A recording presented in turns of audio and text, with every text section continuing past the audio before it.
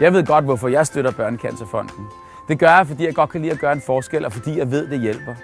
Der er ikke mange offentlige kroner. Der er faktisk slet ikke nogen. Alt kommer fra det private. Og derfor der kan vi bryste os med, at i Danmark der er vi nummer 1, eller i hvert fald rimelig højt i top, når det gælder forskning i børn og kræft. Det er jeg stolt af.